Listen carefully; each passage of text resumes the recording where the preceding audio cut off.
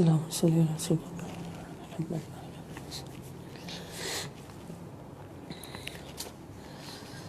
اعوذ باللہ من الشیطان الرجیم. بسم اللہ الرحمن الرحیم. الہدایہ قرآن کلاس میں سب کو خوش آمدید.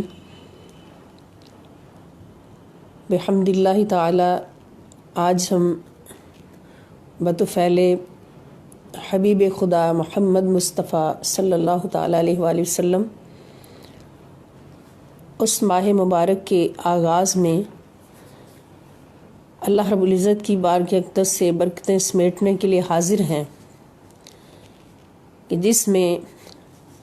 عاشقان پاک تینت حضرت سیدنا ابراہیم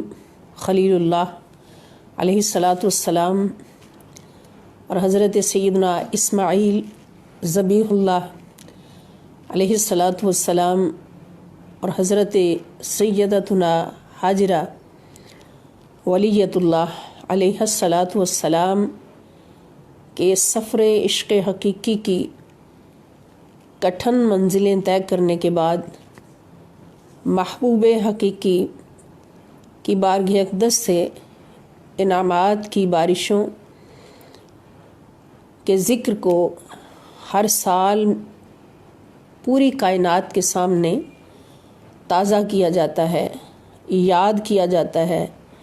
دکھایا جاتا ہے، بتایا جاتا ہے کہ ایک عاشق حقیقی جب اپنے محبوب حقیقی کی رضا کے لیے محبوب کی طرف سے آنے والی ہر آزمائش پر اپنے آپ کو قربان کر دیتا ہے، ہر آزمائش پر پورا اترتا ہے، جب اس کا محبوب اس کو اپنی رضا کے لیے آزمائش میں ڈالتا ہے تو محبوب کی رضا کے لیے وہ محبوب کی ذات میں فنا ہو جاتا ہے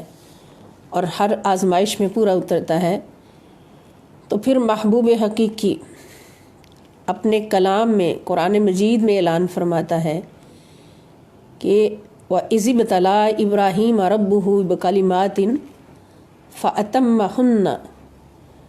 قَالَ إِنِّي جَاعِلُكَ لِلنَّاسِ إِمَامًا. اور پھر اس خوشخبری کو قیامت تک کے لیے نافذ کر دیا جاتا ہے، إِنِّي جَاعِلُكَ لِلنَّاسِ إِمَامًا، کہ جب بھی ابراہیم جیسے عاشق کو محبوب حقیقی نے آزمائش میں ڈالا، پیدا ہونے سے لے کے آخر عمر تک آزمائشوں میں محبوب ڈالتا گیا اور وہ عاشق اپنے آپ کو حاضر کرتا گیا، کامیاب ہوتا گیا. اذ ابتلیٰ ابراہیم ربہ بکلمات فاتمہن، کہ جب بھی آزمائش میں ڈالا ہر آزمائش پر وہ محبوب وہ عاشق پورا اترا. تو پھر محبوب حقیقی نے خوشخبری سنائی کہ انی جاعلک للناس اماما، کہ اے میرے خلیل، اے میرے ابراہیم، میں تجھے تمام انسانوں کا امام بنا رہا ہوں. قیامت تک آنے والے مسلمانوں کو تیرے ہی سنتیں، تیرے ہی اعمال اور تیرے ہی وہ عمل جو میری محبت میں ہوئے ہیں اور میری رضا کے لیے ہوئے ہیں، ان کو میں شریعت بنا کر عطا کرتا ہوں. اور الحمدللہ الکریم آج ہمارے پاس جو شریعت ہے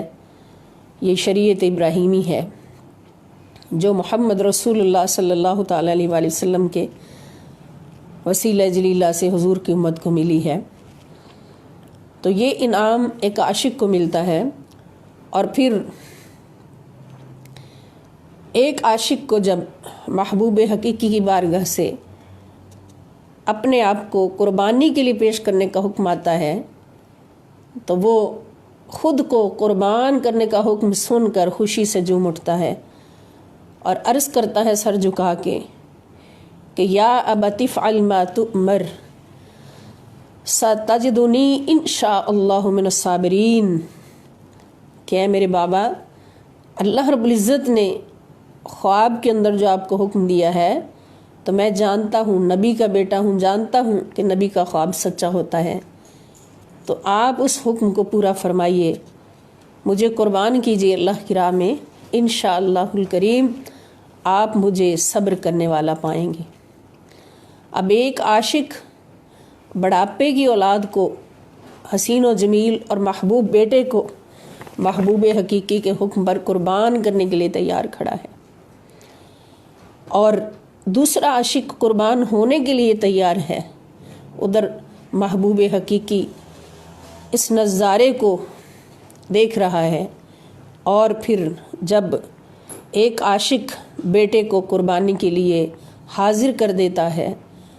اور دوسرا عاشق قربان ہونے کے لیے لیٹ جاتا ہے، گلے پر چھری پھیری جاتی ہے، مگر اللہ رب العزت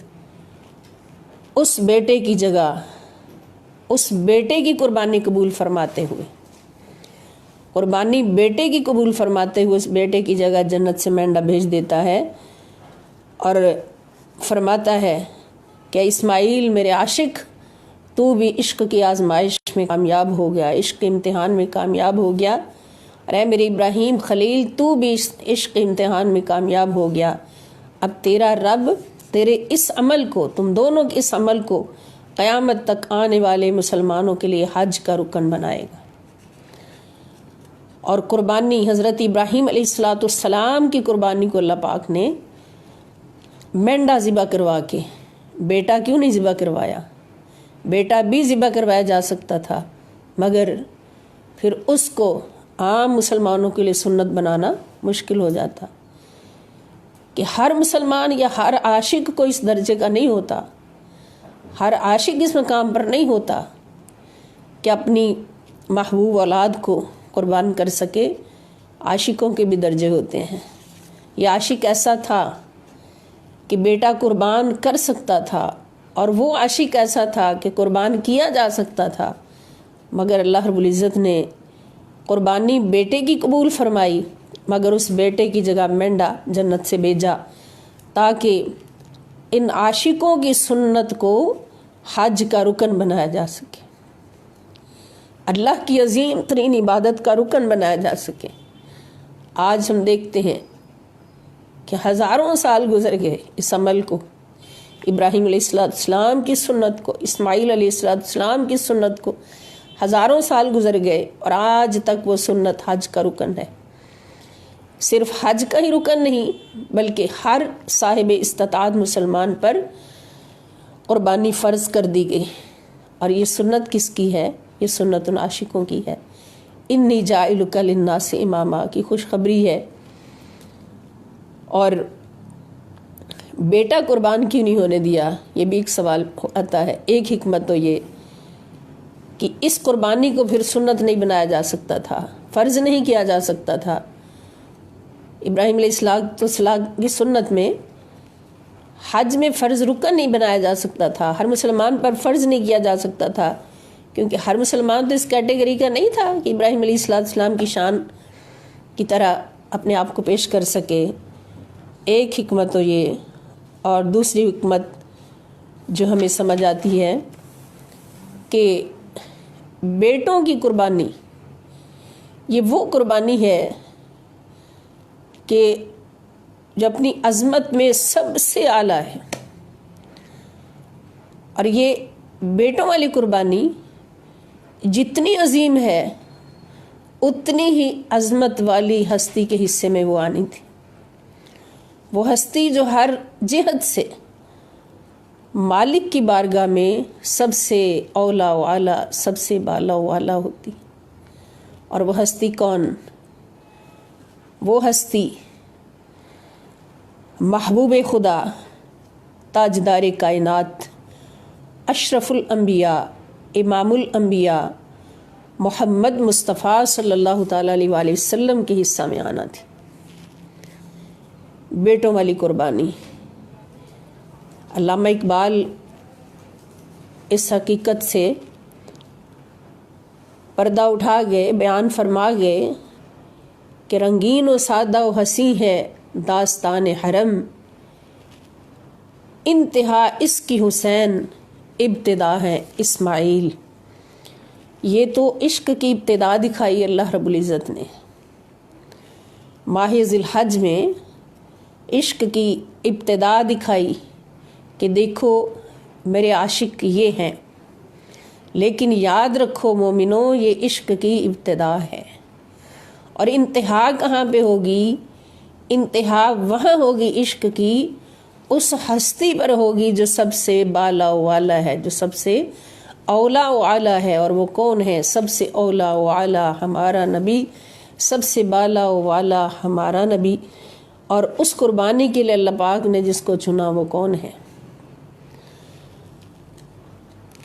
وہ سیدنا حسین ابن علی رضی اللہ تعالی عنہ، جس کی ماں سیدہ کائنات سلام اللہ تعالی علیہا، جس کا بابا سیدنا علی شیر خدا کرم اللہ وجہہ الکریم،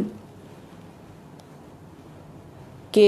ان دونوں ہستیوں کے ملاپ سے جس بیٹے نے پیدا ہونا تھا وہ بیٹا سب سے بڑی قربانی کے لیے اللہ پاک نے چن رکھا تھا، ان دونوں ہستیوں کے ملاپ سے۔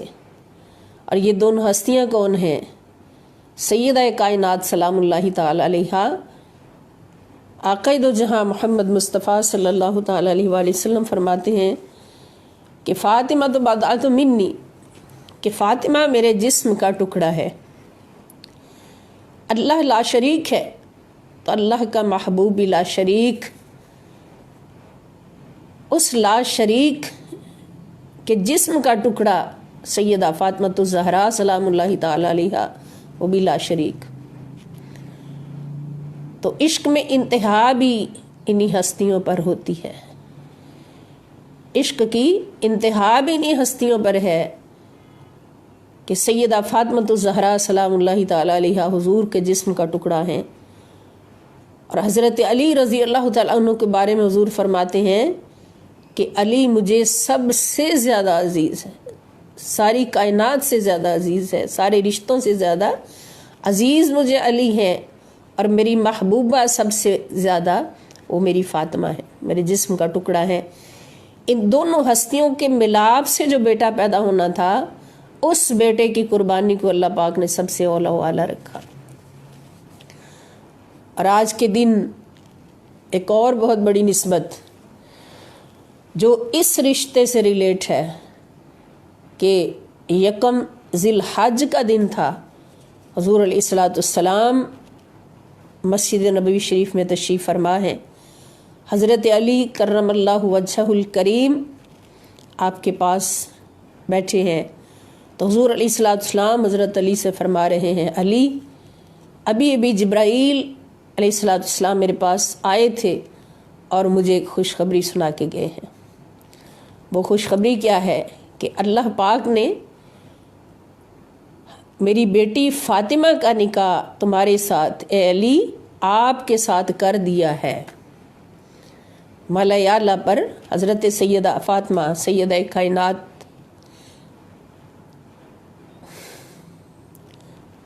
سلام اللہ علیہا کا نکاح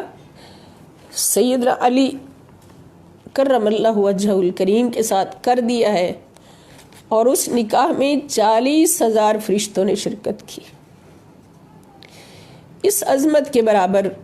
کون سی ماں آ سکتی،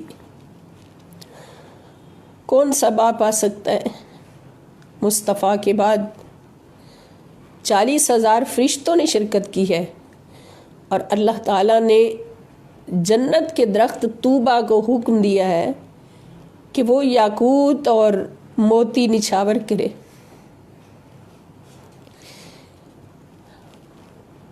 ساری کائنات کی عظمتیں جس نکاح پر نچھاور ہو رہی ہیں، اس نکاح کے نتیجے میں جو پیدا ہونے والا ہے وہ سب سے بڑا، وہ قربان ہونے والا بیٹا ہے اللہ کی بارگاہ میں۔ اللہ کی بارگاہ میں عشق کی انتہا وہ ہے۔ طوبا نے حکم کی تعمیل کی، جنت کی حوروں نے ان لال و جواہرات سے اپنے طبق بھر لیے، اور انہیں قیامت تک ایک دوسری کو ہدیہ دیتی رہیں گی۔ یہ نکاح سیدہ فاطمہ اور نکاح سیدنا علی کرم اللہ وجہہ الکریم ہے۔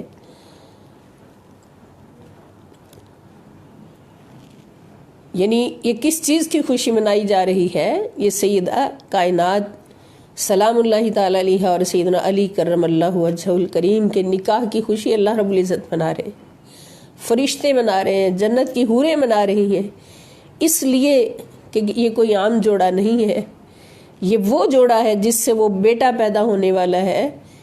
جس نے عشق کی انتہا دکھانی ہے کہ رنگین و سادہ و حسین ہے داستان حرم،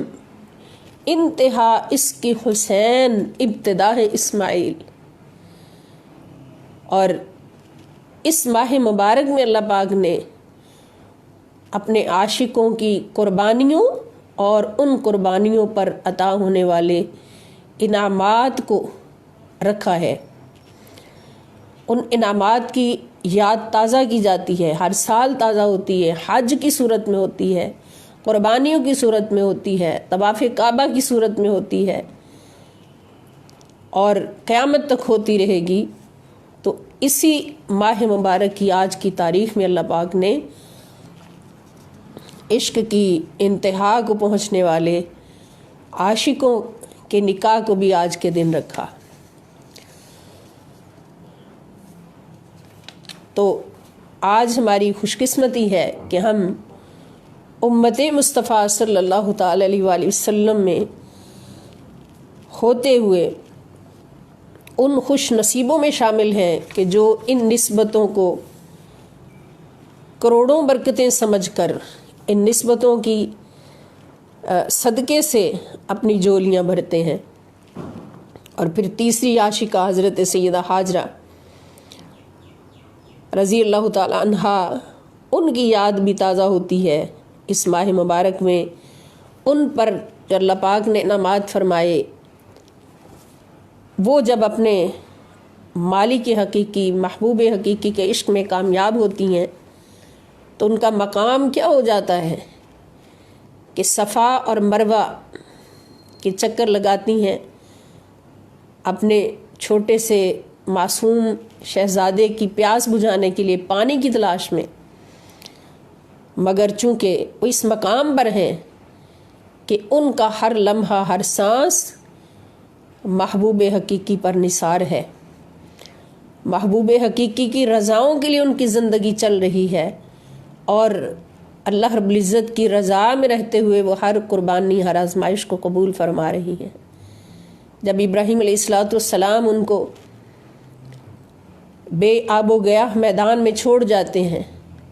ریگستان میں چھوڑ جاتے ہیں، جہاں نہ پانی ہے، نہ کوئی درخت ہے، نہ کھانے کی چیز ہے، تو صرف اتنا پوچھتی ہیں کہ کیا یہ اللہ کا حکم ہے؟ تو ابراہیم علیہ السلام فرماتے ہیں ہاں ہاجرہ، یہ اللہ کا حکم ہے کہ میں تم دونوں کو یہاں سے چھوڑ کے چلا جاؤں۔ تو آپ نے سر جھکا دیا، عرض کرنے لگی اگر میرے خدا کا حکم ہے تو مجھے کوئی ڈر نہیں، جو ہمیں یہاں بٹھا رہا ہے وہی ہماری حفاظت کرے گا، اس کی خاطر سب کچھ قربان ہے۔ تو اس کا صلہ کیا ملا کہ ابراہیم علیہ السلام جب چھوڑ کر چلے گئے تو اسماعیل علیہ السلام نے پیاس کی وجہ سے جب زمین پر ایڑیاں رگڑیں تو ان ایڑیوں سے رگڑنے سے، اسماعیل علیہ السلام کی ایڑیوں کی نسبت سے اللہ پاک نے وہ چشمہ جاری کر دیا جو قیامت تک کے لیے پوری دنیا کے مسلمانوں کو پانی پلا رہا ہے۔ آب زمزم جاری کر دیا، چشمہ زمزم جاری کر دیا، اور اس پورے علاقے میں زمین سے پانی نہیں نکلتا، فقط حرم شریف کے اندر جو اسماعیل علیہ السلام کی ایڑیوں کی نسبت سے جاری ہونے والا چشمہ وہ پانی دے رہا ہے، اور پانی صرف حرمین شریفین کو نہیں، پوری دنیا کے مسلمان اس پانی سے سیراب ہو رہے ہیں اور شفائیں پا رہے ہیں۔ یہ انعام ہے اللہ رب العزت کا سیدہ ہاجرہ کے لیے، ان کے فرزند کے لیے، اور پھر اللہ کی محبت میں ہر سانس لینے والی اللہ کی مخلص بندی، مخلص ولیہ، جنہوں نے اللہ کی رضا کے لیے خود کو قربان کر دیا، کبھی زبان پر شکوہ تک نہیں آیا، تو پھر جب وہ صفا مروہ پر بیٹے کے لیے پانی تلاش کرنے کے لیے 7 چکر لگاتی ہیں تو اللہ رب العزت فرماتے ہیں کہ اے میری ہاجرہ، تو نے میری محبت پر پورا اترنے کا حق ادا کر دیا، اور جو مجھ سے محبت کرتا ہے اس کو کبھی میں گمنام نہیں چھوڑتا۔ آ میری ہاجرہ اپنا مقام دیکھ کہ تو نے تو 7 چکر اپنے بیٹے کے لیے پانی کی تلاش میں لگائے ہیں، مگر میں قیامت تک آنے والے مسلمانوں پر، حاجیوں پر، حج کرنے والوں پر، عمرہ کرنے والوں پر تیرے ان 7 چکروں کو فرض کرتا ہوں، اور حج کا بھی رکن بناتا ہوں، عمرے کا بھی رکن بناتا ہوں۔ سیدہ ہاجرہ سلام اللہ تعالی علیہا کے ان 7 چکروں کو صفا سے مروہ، مروہ سے صفا، ان 7 چکروں کو حج اور عمرے کا رکن بنا دیا۔ اور پھر وہ پہاڑ پتھر جن پر سیدہ ہاجرہ سلام اللہ تعالی علیہا نے قدم لگا دیے، ان قدموں کی نسبت سے ان پتھروں کو، پہلے وہ پتھر عام تھے، اب خاص بنا کے اللہ پاک نے فرما دیا، قرآن میں لکھ دی ان کی عظمت کہ ان الصفا والمروہ من شعائر اللہ، کہ بے شک صفا اور مروہ اللہ کی نشانیاں بن گئے۔ مولا یہ پتھر ہو کر تیری نشانیاں کیسے بن گئے؟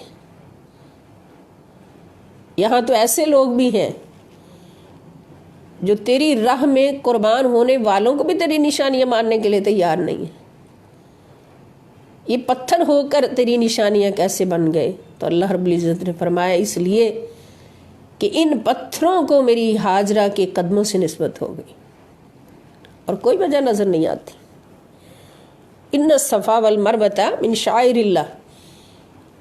کہ سیدہ ہاجرہ سلام اللہ تعالی علیہ کے قدم صفا پر بھی لگے، مروہ پر بھی لگے تو اللہ کی نشانیاں بن گئے۔ تو پیارے ساتھیوں، یہاں پر ایک لمحے کے لیے رک کے سوچ لیجئے۔ میں خدا کی قسم کھا کے کہتی ہوں کہ اللہ پاک نے جتنی اپنی عظمتیں، جتنی نشانیاں دکھائی ہیں، مکہ میں ہوں، مدینہ میں ہوں، وہ ساری کی ساری عظمتیں راستہ ہیں اور منزل ہے عظمت مصطفیٰ صلی اللہ تعالیٰ علیہ وآلہ وسلم۔ یہ سارے راستے اللہ پاک نے ہمیں دیے کہ ان راستوں پر چلتے ہوئے ذرا آگے چلتے جائیں تو دیکھو منزل کون سی ملتی ہے، کہ اگر جن پتھروں پر ہاجرہ رضی اللہ تعالیٰ عنہا کے قدم لگ جاتے ہیں وہ اللہ کی نشانیاں بن جاتے ہیں، تو پھر جن پتھروں پر یا جس سرزمین پر خاتم الانبیاء، اشرف الانبیاء محمد مصطفیٰ صلی اللہ تعالی وسلم کے قدم لگ جائیں، حضور کے قدم مبارک سے جن پتھروں کو یا جن گلیوں کو نسبت ہو جائے تو خدا کی قسم وہ عظمت میں سب سے اولا و اعلیٰ ہے۔ پھر مکہ افضل ہوا یا مدینہ افضل ہوا؟ اعلیٰ حضرت نے ایسے نہیں فرما دیا تھا حج پورا کرنے کے بعد کہ حاجیوں آؤ شہنشاہ کا روضہ دیکھو؟ جب مدینے کی طرف رخ کیا، مدینہ پہنچے تو کیا کہا کہ حاجیوں آؤ شہنشاہ کا روضہ دیکھو، کعبہ تو دیکھ لیا، اب کعبے کا کعبہ دیکھو۔ کہ جتنی مکہ میں عظمتیں ہیں، صفا مروہ ہے، حجر اسود ہے، مقام ابراہیم ہے، خانہ کعبہ ہے، منا ہے، مزدلفہ ہے، عرفات ہے، ہر نشانی ہمیں ایک راستے کے طور پہ اللہ پاک نے عطا فرمائی، اور یہ راستہ جاتا کہاں ہے؟ یہ راستہ سیدھا مدینے کو جاتا ہے، مدینے والے کی عظمتوں کو جاتا ہے، کہ مقام ابراہیم وہ پتھر ہے جس پر حضرت ابراہیم علیہ السلام کے قدمین شریفین کا نشان ہے، اور اللہ پاک نے وہ قدمین شریفین کے نشان کو کس طرح سے محفوظ کروایا کہ اس پتھر کو حکم دے دیا کہ وَاتَّخِذُوا مِن مَقَامِ إِبْرَاهِيمَ مُصَلًّى، کہ اس پتھر کو مقام ابراہیم کا نام دے کر خانہ کعبہ کے سامنے نصب کروا دیا، اور فرما رہا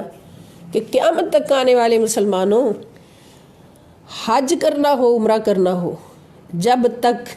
مقام ابراہیم کے سامنے آ کر 2 نفل ادا نہ کیے تو تمہارا حج بھی پورا نہیں، عمرہ بھی پورا نہیں۔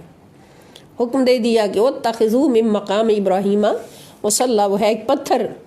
اس پتھر کو یہ عظمت عطا فرما دی کہ اس کو قیامت تک آنے والے مسلمانوں کا، حاجیوں کا، زائرین کا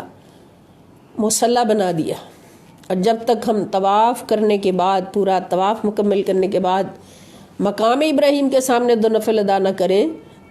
تو ہمارا طواف ہی قبول نہیں ہے، مکمل نہیں ہے۔ اب یہاں پر کھڑے ہو کر مقام ابراہیم پر جب ہماری حاضری ہوتی ہے تو ہمارے ذہن میں یہ سوال آتا ہے کہ مولا یہ پتھر اتنا عظیم کیسے؟ جواب آتا ہے تمہیں نظر نہیں آ رہا اس کے اوپر کچھ نشان ہیں، ان نشانوں کی وجہ سے، اس نسبت کی وجہ سے یہ پتھر عظمت والا ہو گیا۔ اور یہ نشان کیا ہے؟ یہ نشان ابراہیم علیہ السلام کے قدموں کا نشان ہے۔ تو دوستو ذرا سوچ لیجئے کہ وہ پتھر جس پر ابراہیم علیہ السلام کے قدمین شریفین کے نشان ہے وہ اتنی عظمت والا ہے کہ ہمارا حج اس پر نفل پڑھنے سے قبول ہوتا ہے، ہمارا عمرہ اس کے سامنے نفل پڑھنے سے قبول ہوتا ہے، تو پھر اس سرزمین کا مقام کیا ہوگا اور ریاض الجنت شریف کے جگہ کا مقام کیا ہوگا جہاں حضور علیہ السلام کے صرف قدمین شریفین نہیں لگے، خود سرکار دو عالم صلی اللہ تعالی وسلم کا جسم پاک وہاں موجود ہے، حضور خود وہاں موجود ہیں، تو پھر ان جالیوں کا مقام کیا ہوگا، اس گنبد خضراء شریف کا مقام کیا ہوگا، ان سنہری جالیوں کا مقام کیا ہوگا، ان در و دیوار کا مقام کیا ہوگا، اور اس سرزمین کا مقام کیا ہوگا کہ جس پر خود سرکار دو عالم صلی اللہ تعالی وسلم کا وجود باجود موجود ہے۔ اور خدا کی قسم حضور کے قبر انور، حضور کی قبر انور کی مٹی، وہی مٹی حضور کے جسم پاک کو لگی نا، وہ عرش معلی سے بھی افضل ہے، اس لیے کہ اس کائنات میں فرش سے لے کے عرش تک لامکان تک رب تعالی نے کوئی عظمت بھی نبی کریم صلی اللہ تعالی علیہ وآلہ وسلم کی عظمت سے آگے نہیں بنائی۔ سب سے عظیم جسم بھی جسم مصطفیٰ صلی اللہ علیہ وآلہ وسلم، سب سے عظیم قبر بھی قبر مصطفیٰ صلی اللہ علیہ وآلہ وسلم، اور سب سے عظمت والی جگہ بھی حضور علیہ السلام کی قبر انور کی جگہ۔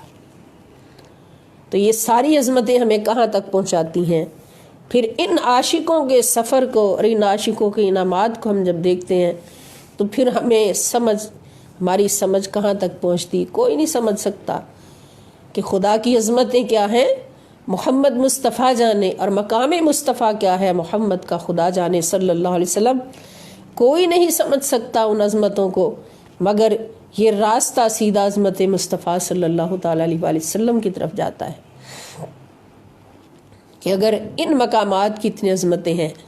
خانہ کعبہ ابراہیم علیہ السلام نے بنایا، اس کے حرم میں ایک نماز پڑھنے سے 1,00,000 نمازوں کا ثواب ملتا ہے، تو جس حرم میں خود حضور موجود ہیں وہاں پر کتنے لاکھ، بلکہ وہاں اللہ پاک نے لاکھوں کی تعداد نہیں رکھی، بے شمار اللہ کی بارگاہ سے ایک نماز پڑھنے کا ثواب بے شمار گنا۔ یہ ہمارا ایمان ہے کہ خانہ کعبہ ابراہیم علیہ السلام نے بنایا، اور ابراہیم کے قدموں کی نسبت سے وہ عظمتیں آئیں، اور مسجد نبوی شریف خود سرکار دو عالم صلی اللہ علیہ وآلہ وسلم نے بنائی، اور خود حضور کا وجود پاک وہاں پہ موجود ہے۔ ہم وہاں پہ حاضر تھے تو کسی درس دینے والی نے کہا کہ اب تم لوگوں نے ریاض الجنت میں حاضری دینی ہے تو وہاں پہ جا کے جالیوں کو برکت کے لیے پکڑنا نہیں ہے، دوپٹے نہیں لگانے، چھومنا نہیں ہے۔ میں نے کہا کیوں نہیں کرنا ایسے؟ تو وہ کہنے لگی کہ اللہ تعالیٰ فرماتے ہیں کہ برکت تو میں دیتا ہوں، تبارک الذی بیدہ الملک وہو علی کل شیء قدیر، آیت پڑھ کے، تو اگر تم نبی سے جا کے برکتیں مانگو گی جالیوں سے تو جاؤ پھر وہیں سے لے لو، میں تمہیں نہیں دوں گا۔ یہ جواب اس کا بیچاری تھی۔ تو میں نے پھر اسے کہا کہ 1 منٹ کے لیے میری بات سنو، کہ جب ہم طواف کرتے ہیں خانہ کعبہ کا، حجر اسود کو چومنے سے برکت ملتی ہے یا نہیں؟ گناہ معاف ہوتے ہیں یا نہیں؟ اس نے کہا ہوتے ہیں۔ مقام ابراہیم کی طرف منہ کر کے نماز پڑھتے ہیں، گناہ معاف ہوتے ہیں یا نہیں؟ کہتی ہوتے ہیں۔ صفا مروہ اللہ کی نشانیاں ہیں، وہاں سے برکت ملتی ہے یا نہیں؟ کہتی ملتی۔ تو میں نے کہا ان پتھروں کو صرف نسبت ہے کسی نہ کسی نبی سے یا ولی سے، وہ اتنی برکتیں دے رہے ہیں، ہمارے گناہ بخشوا رہے ہیں، تو جن جالیوں کے اندر محمد رسول اللہ صلی اللہ تعالیٰ علیہ وآلہ وسلم خود تشریف فرما ہے، اللہ کے محبوب، جن سے بڑی کوئی عظمت ہی نہیں ہے، جن سے بڑی کوئی برکت نہیں، تو وہاں سے ہمیں برکت کیوں نہیں ملتی؟ اب وہ بچی بیچاری، اس نے رٹا لگایا ہوا تھا، جو کچھ وہ بول رہی تھی، اس کو جو کچھ سکھایا گیا تھا وہ بول رہی تھی، اس نے کہا پلیز آپ میرے ساتھ بات نہ کریں، ہماری باجیوں کے پاس آئیں۔ میں نے کہا میں کسی باجی کے پاس نہیں جاتی، ہم خود باجی ہیں، ہمیں سب پتہ ہے۔ وہ بیچاری خاموش ہو گئی، کیونکہ اس کے پاس مزید جواب دینے کا کوئی دلیل ہی نہیں تھی۔ تو ساری عظمتوں کی انتہا کہاں پہ ہے؟ جہاں ساری قربانیوں کی انتہا ہے۔ خانہ کعبہ میں وہ نشانیاں ہیں کہ جہاں قربانیوں کی ابتدا کرنے والے عاشقوں کی نسبتیں موجود ہیں، اور مدینہ پاک میں وہ نشانی ہے کہ جہاں پر ساری قربانیوں کی انتہا ہوتی ہے، ساری قربانیوں کی انتہا ہوتی ہے، ساری عظمتوں کی انتہا ہوتی ہے۔ تو ہر نشانی خانہ کعبہ کے اندر، مکہ مکرمہ کے اندر ہر موجود نشانی جو ہے وہ ہمیں عظمت مصطفیٰ صلی اللہ تعالیٰ علیہ وآلہ وسلم کا پتہ دیتی ہے۔ یہاں پر ایک اور اہم بات عرض کر دوں کہ خانہ کعبہ کی سرزمین پر جب ہم قدم رکھتے ہیں، اترتے ہیں، تو قرآن کریم کی سورہ بلد ہمارے کانوں میں گونجتی ہیں، اس کی آیات۔ ہم سوچتے ہیں کہ ہائے ہمارے جیسے نکمے اور کوجے کچجے گناہگار اس سرزمین پر کھڑے ہیں کہ جس کی اللہ نے قسم کھائی ہے۔ اللہ پاک سورہ بلد کے شروع میں فرماتے ہیں کہ لا اقسم بہذا البلد وانت حل بہذا البلد، کیا میرے حبیب محمد مصطفیٰ صلی اللہ علیہ وسلم، میں اس شہر مکہ کی قسم کھا رہا ہوں، اس لیے کھا رہا ہوں کہ تیرے قدم اس شہر کی زمین پر لگے، تیرے قدم لگے ہیں، انت حل، تو اترنے والا ہے اس سرزمین پر۔ اب حضور علیہ السلام کے قدمین شریفین جب مکہ مکرمہ کی سرزمین پر لگتے ہیں تو اللہ تعالیٰ اس سرزمین کی قسم کھاتا ہے۔ پتہ کیا چلا کہ جس زمین پر حضور کے قدم لگ جاتے ہیں وہ ہر نقص اور عیب سے پاک ہو جاتی ہے، اس لیے اللہ رب العزت جو ہر نقص اور عیب سے پاک ہے اس کی قسم کھاتا ہے۔ اللہ اسی چیز کی قسم کھاتا ہے نا کہ جو پاک ہوتی ہے، ہر نقص سے، ہر عیب سے پاک ہوتی ہے۔ تو جب اللہ تعالیٰ مکہ مکرمہ کی سرزمین کی گلیوں کی قسم کھاتا ہے تو یہ گواہی دیتا ہے کہ یہ گلیاں ہر نقص اور عیب سے پاک ہو گئیں۔ اور کب پاک ہوئیں؟ کب میری قسم کے قابل ہوئیں؟ کوئی یہ نہ سمجھ لے کہ جب کعبہ یہاں پہ بنا، کوئی یہ نہ سمجھ لے کہ جب صفا مروہ یہاں پہ بنا، کوئی یہ نہ سمجھ لے کہ جب باقی نشانیاں یہاں پہ آئیں، یا ابراہیم علیہ السلام آئے، یا اسماعیل علیہ السلام آئے، یا کوئی بھی نبی، ہزاروں انبیاء اکرام آئے، مگر کسی کی نسبت سے اللہ پاک نے یہ نہیں فرمایا۔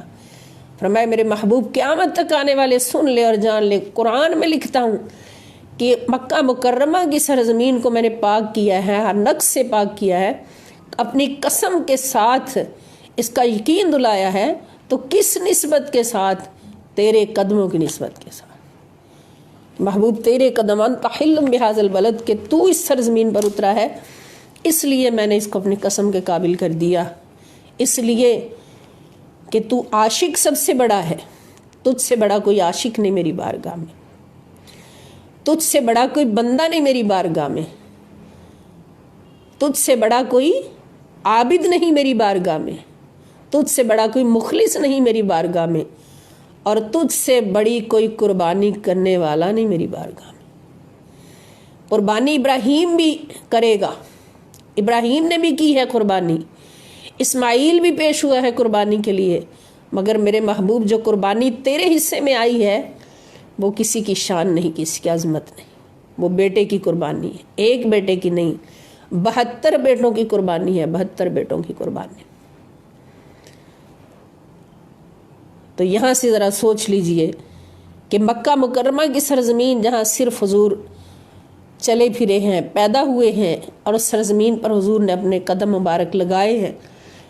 اس کی یہ عظمت ہے، تو پھر جہاں پر اللہ تعالیٰ نے حضور کے جسم پاک کو ہمیشہ کے لیے رکھ دیا، اور جنت کا نور کا وہ ٹکڑا جس کو ریاض الجنت کہا جاتا ہے، وہ جہاں پہ نصب کر دیا، اور اس کے اندر اپنے محبوب علیہ الصلوۃ والسلام کو قیامت تک کے لیے تشریف فرما دیا، تو پھر اس سرزمین کا مقام کیا ہوگا؟ خدا کی قسم مدینے کی سرزمین سے اعلیٰ کوئی سرزمین نہیں۔ سب سے اعلیٰ سرزمین بھی مدینے کی، اور سب سے اعلیٰ شہر بھی مدینہ، مدینۃ النبی صلی اللہ تعالیٰ علیہ وآلہ وسلم۔ تو ہر عظمت ہمیں عظمت مصطفیٰ صلی اللہ تعالیٰ علیہ وآلہ وسلم کا پتہ دیتی ہے۔ تو دوستو، یہ مہینہ، یہ دن، آج کا دن خاص طور پر ہمیں یہ خبر دیتا ہے کہ اس چند روزہ زندگی کو گزارتے ہوئے جو اس زندگی کی حقیقت کو سمجھ جاتے ہیں، محبوب حقیقی کی رضاؤں کو پانے کے قابل ہو جاتے ہیں، اور اس مالک کائنات کے حکم کے آگے اپنا سر جھکانے کے قابل ہو جاتے ہیں، اور اپنی ذات کو اس کی ذات میں فنا کرنے کے قابل ہو جاتے ہیں، تو اللہ رب العزت پھر ان کی عظمتوں کو چھپا نہیں رہنے دیتا، ان کی عظمتوں کو پوری کائنات کے سامنے پیش کرتا ہے، دکھاتا ہے کہ یہ 4 دن کی زندگی، اس کو اگر میری رضا میں گزار لیا، میرے عشق میں گزار لیا، میری چاہت میں گزار لیا، تو پھر تم بھی میری چاہت بن جاؤ گے۔ جو خدا کو اپنی چاہت بنا لیتا ہے تو خدا کی قسم وہ مالک ہو کر اس بندے کو اپنی چاہت بنا لیتا ہے، اور جس کو وہ اپنی چاہت بنا لیتا ہے پھر وہ فرماتا ہے کہ میں اس کو تنہا نہیں چھوڑتا، میں اس کو پوری کائنات کی چاہت بنا دیتا ہوں۔ جبرائیل کو بلاتا ہوں اور فرماتا ہوں جبرائیل فلاں بندہ میرا محبوب ہو گیا ہے، تو بھی اس سے محبت کر۔ پھر جبرائیل اس سے محبت کرتے ہیں، پھر فرماتا ہے جبرائیل سارے فرشتوں میں منادی کر دو کہ فلاں بندہ خدا کا محبوب ہو گیا ہے، سارے فرشتے بھی اس سے محبت کریں، پھر سارے فرشتے بھی اس سے محبت کرتے ہیں۔ پھر اللہ پاک فرماتے جبرائیل ابھی بھی کام پورا نہیں ہوا، اب تم زمین پر اتر جاؤ اور زمین کی ساری مخلوقات کے دلوں میں اس بندے کی محبت ڈال کر آؤ میرے حکم سے۔ پھر سارے انسانوں کے دلوں میں اور ساری مخلوقات کے دلوں میں اس بندے کی محبت اللہ پاک اپنے حکم سے ڈلواتے ہیں، اور پھر سارے انسان بن دیکھے اس محبوب سے پیار کرنے لگتے ہیں۔ اور یہ کوئی کسی سے ڈکی چھپی بات نہیں کہ ہزاروں سال گزر گئے، سینکڑوں سال گزر گئے اللہ کے محبوبوں کو گزرے ہوئے، اور آج وہ ہمارے دلوں میں اس طرح سے زندہ ہے جیسے ہم نے اپنی آنکھوں سے انہیں دیکھا ہے، جیسے ہم نے ان کو اپنے کانوں سے سنا ہے، جیسے ہم نے انہیں محسوس کیا ہے اور پھر ان سے پیار کیا ہے، حالانکہ کسی نے نہیں دیکھا، کسی نے نہیں سنا۔ سیدنا ابراہیم علیہ السلام کو ہم نے نہیں دیکھا، اسماعیل علیہ السلام کو ہم نے نہیں دیکھا، سیدہ ہاجرہ کو ہم نے نہیں دیکھا، مگر ان کی محبت میں ہم قربان ہیں۔ یہ محبت کہاں سے آئی؟ یہ محبت اللہ پاک نے ڈالی۔ سیدنا بلال حبشی کو ہم نے نہیں دیکھا، مگر ہمارے جسم میں جو خون ہے اس خون کا ایک ایک قطرہ ہم سیدنا بلال حبشی رضی اللہ تعالیٰ عنہ جو حضور کے در کے غلام ہیں ان کی عظمت پر قربان کرنے کے لیے تیار ہیں۔ اور یہ کس چیز کا نتیجہ ہے کہ یہ محبتیں اللہ رب العزت نے دلوں میں ڈالی۔ تو یہ عاشقوں کا عشق ہمیں پیغام دیتا ہے کہ آؤ اپنی زندگیوں کو قیمتی بنا لو، ان لمحات کو قیمتی بنا لو، اور قیمتی اسی صورت میں بنیں گی کہ اپنے رب کو اپنی چاہت کر لو،